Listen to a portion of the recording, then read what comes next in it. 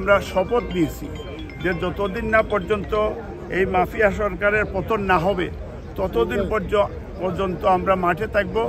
এবং আমরা বাংলাদেশিরা যেখানে গণতন্ত্র মানবাধিকার এবং দেশবন্ধী বেগম খালেদা জিয়ার সুস্বাস্থ্য এবং তার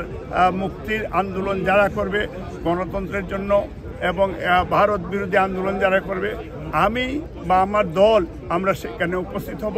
এবং সাংবাদিক ভাইদেরকে আপনাদের মাধ্যমে আমরা আহ্বান জানাচ্ছি প্লিজ আপনারাও এই আন্দোলন শুধু আমাদের নয় এই আন্দোলন আপনাদেরও আন্দোলন তো সেইখানে আমরা চাই যে বাংলাদেশে বহুদলীয় গণতন্ত্রের সাথে সাথে মিডিয়ার ফ্রিডম বা মিডিয়ার যারা জীবন দিয়েছে তাদের বিষয়টাও সাগরণী উদাহরণস্বরূপ তাদের বিচারটাও বাংলার বুকে হয়নি এই ধরনের যারাই ভিকটিম সবার জন্য আমাদের শুভ কামনা তাদের জন্য দোয়া করছি এবং তাদের পাশে আমরা আমাদের দলও আছে আমরাও থাকব এবং তাদের জন্য এই আন্দোলনটা সবার জন্য আপনারা অংশগ্রহণ করার জন্য আহ্বান জানাচ্ছি আগামী সোমবার দিন আমরা এর আগে দেখেন আমাদের আজকে থেকে 5 সপ্তাহ আগের থেকে 10 ডাউনিং স্ট্রিটে আমাদের কর্মসূচি দেওয়া মানবাধিকার সংগঠন এবং কোটা আন্দোলনকারীর পক্ষে আমাদের অবস্থান দলমত নির্বিশেষে এবং বিএনপিও আমরা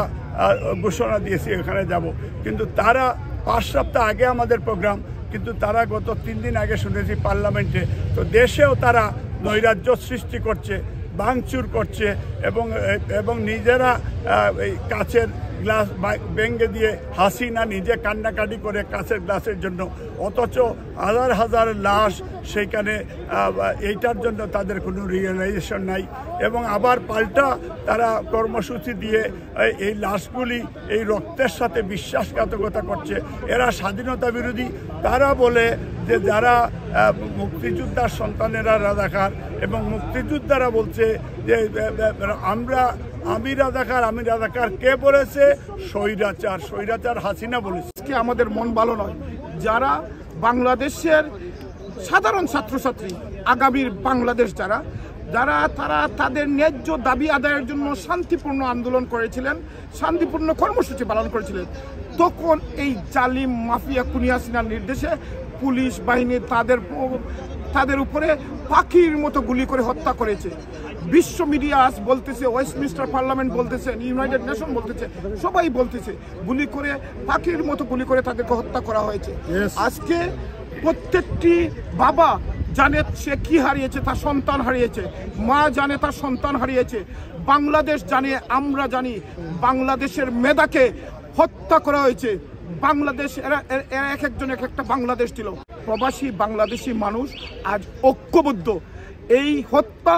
বাংলাদেশের মেধাকে হত্যা করা হয়েছে শুধু বাবা তার সন্তানকে হারায় নাই মা শুধু তার সন্তানকে হারায় নাই আমরা শুধু আমাদের স্বজন হারাই নাই হারিয়েছি বাংলাদেশের মেধাকে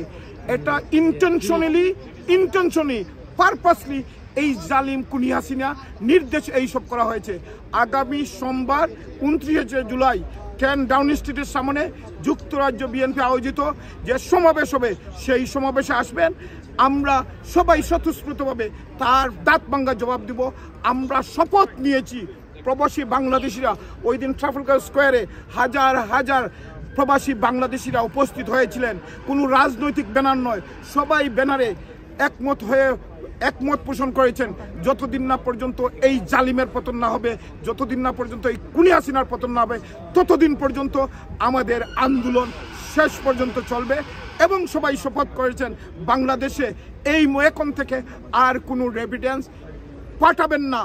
এই জালিম যতদিন বাংলাদেশের মনুষ্যদের থাকবে ততদিন এই বাংলাদেশের প্রবাসী বাংলাদেশের রেভিডেন্স পাঠাবেন না।